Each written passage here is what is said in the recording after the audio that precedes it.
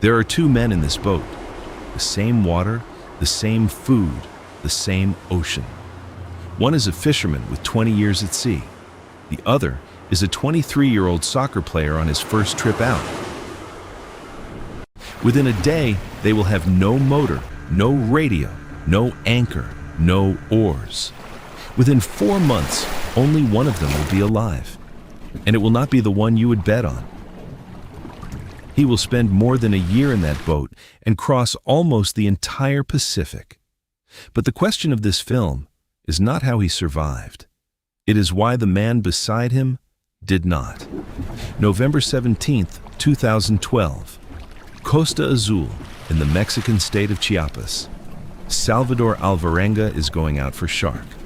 A 30-hour trip like always. His usual crewmate drops out at the last minute. In his place, Ezequiel Córdoba gets in the boat. 23 years old, known in his village as a defender on the soccer team. They call him Piñata. The two of them have never spoken before in their lives. Alvarenga does not even know his last name. 25 feet of boat, open, no cabin, shorter than a school bus, 700 hooks, a harpoon, 3 knives, 3 buckets, 200 pounds of ice, and a fiberglass crate the size of a refrigerator. Just one thing missing: the anchor. Alvarenga noticed before they left and decided that out in deep water, he would not need one. The first day goes fine. By evening, the crate holds nearly half a ton of fish: tuna, mahi-mahi, sharks. That night, the storm comes down from the north. In the morning, they can see the coast 2 hours away, and that is when the motor dies. Alvarenga grabs the radio. Willie, the motor is ruined." His boss answers, "Give me your coordinates." The GPS is flooded. Then drop anchor. There is no anchor. Half a ton of fish is making the boat top heavy. They throw the entire catch overboard, everything they came out here for, then the ice, then the fuel. Alvarenga ties 50 buoys together and puts them over the side in place of an anchor. They drag behind the boat and keep it from flipping.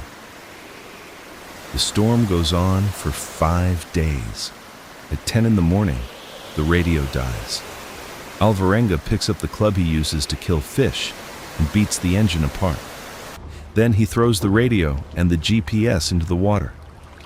That night, they turn the crate upside down, climb inside together, and hold onto each other to keep from freezing. They were searched for 2 days.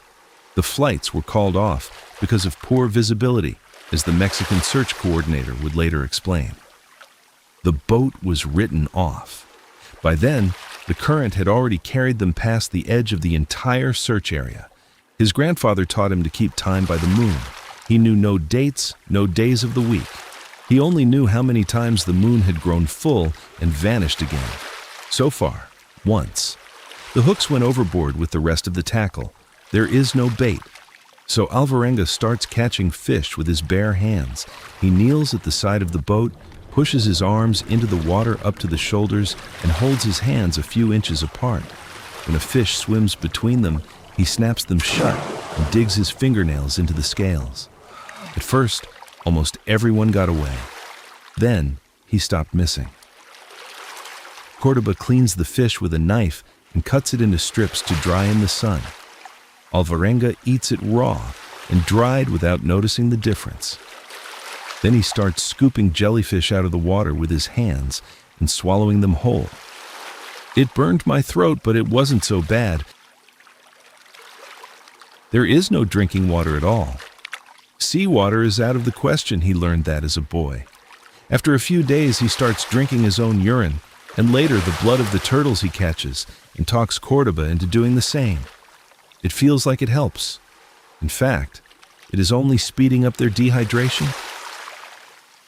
2 weeks in, Alvarenga is lying in the crate and hears it. Splat, splat, splat. He scrambles out screaming, "Piñata! Piñata!" Córdoba scrubs out a 5-gallon bucket and turns its mouth to the sky. Within an hour, there are 2 inches of water in it. They strip off their clothes and stand out in the rain. They learn to read the plastic drifting past and grab every bottle they see. One day, a tied-up garbage bag floats by. Inside, a wad of chewing gum they split in half a head of cabbage, some carrots, and a quart of soured milk. They treated the carrots with reverence. 2 moons, and from here, inside the same boat, their 2 paths begin to separate. By now, Alvarenga eats birds and turtles without hesitating. He is a fisherman. He grew up on this. Raw meat is food to him. Córdoba is not. He ate raw seabird and got sick, and then he made the decision that would kill him. He stopped eating altogether.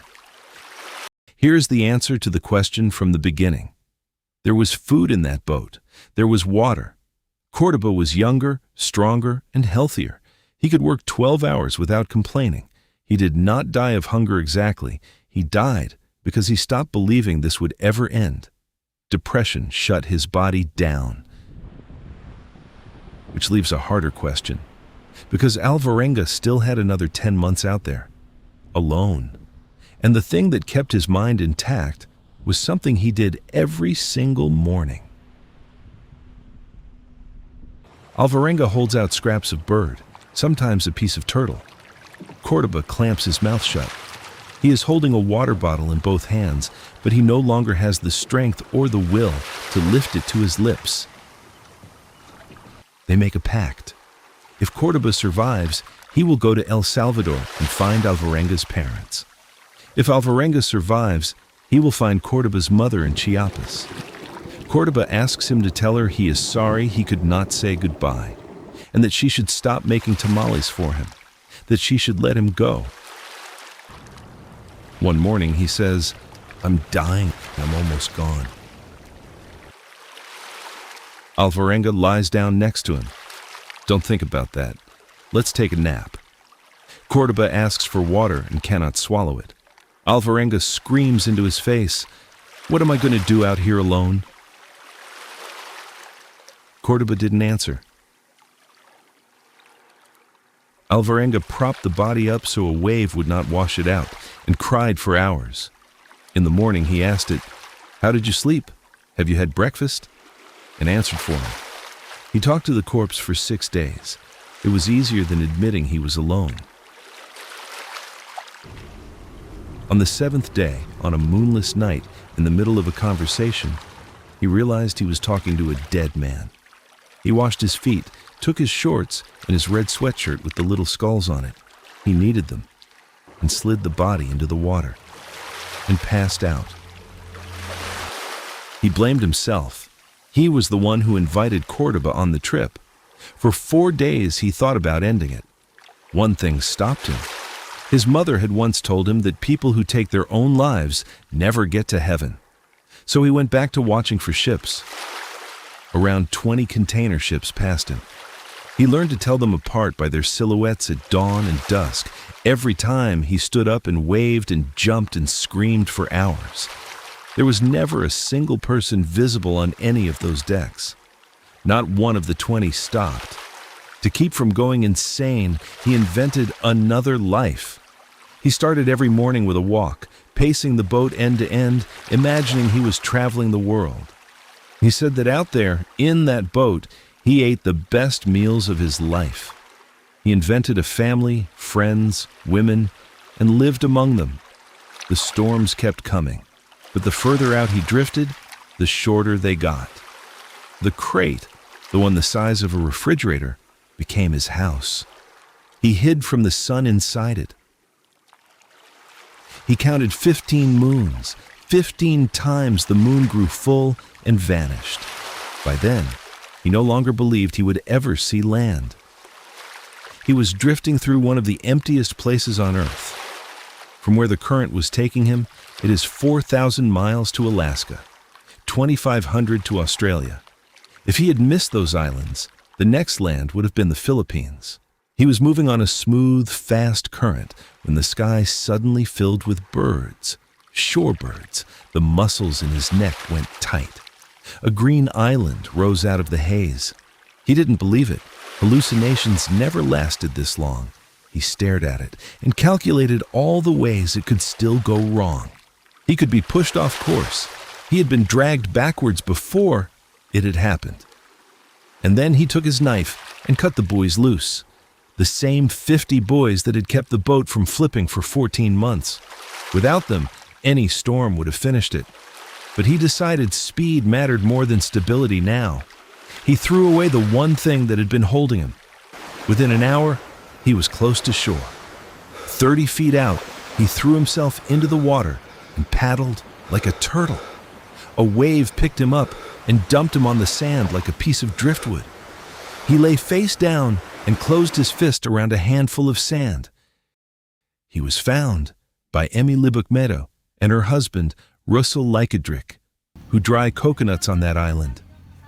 Emmy said afterwards, "He was shouting. He looked weak and hungry, and I thought he had fallen off a ship and swum here.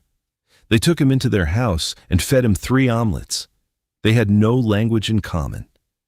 He drew them a boat, a man, and a shoreline, and gave up.